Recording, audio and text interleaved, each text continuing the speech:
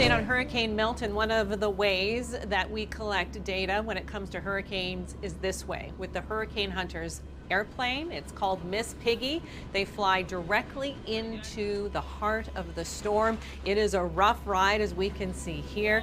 They have radar on the tail, in the belly, and on the nose of the plane, Doppler radar on the nose, and that helps them collect the data that we need. This has been a monstrous storm, surging from a tropical depression to a Category 5 hurricane in a matter of 49 hours, which is a record. This is the track that it took before leaving once more, but that's what the plane does. Takes a certain kind of bravery to fly right into the middle of a massive hurricane.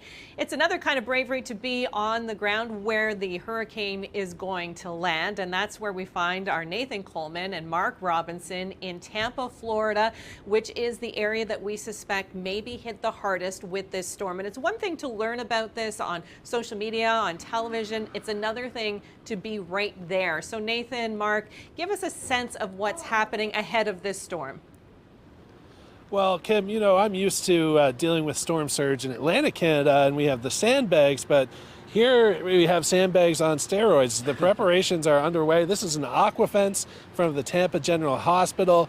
People have been evacuating this area because of that storm surge. Yeah, Kim, this is an area that actually already was hit by storm surge from Helene. I took a walk around this area, and you see piles of debris of people that have pulled out their wallboard out of their house and just dumped it out front.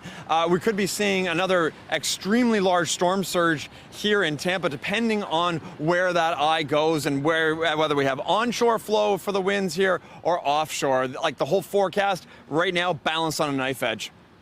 Now, I'm hearing that millions of people have been asked to evacuate the area. I still see a few cars behind you, Nathan. What was it like driving to Tampa? I know you landed in Orlando, I believe, and then drove to Tampa. I'm sure the highways on both sides look completely different.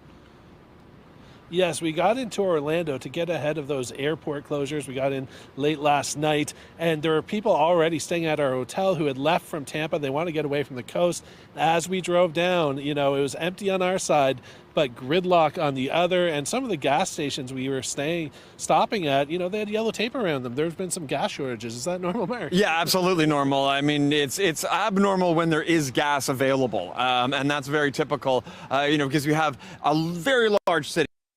Empty out, going inland to get away from that storm surge, get away from the strongest winds. And so, yeah, you're going to run out of gas, and that's exactly what's been happening here in Tampa and even as far east as Orlando.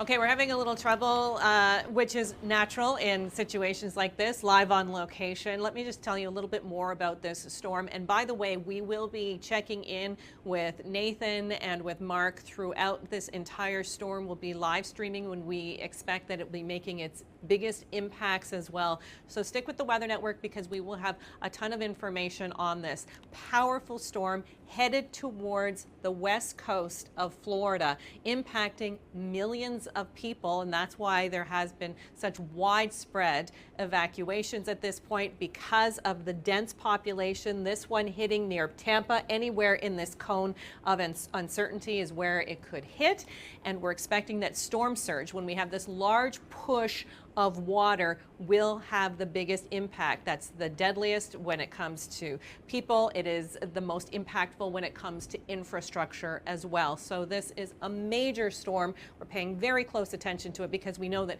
Canadians are also interested in what's going on in Florida. So stick with us for the latest.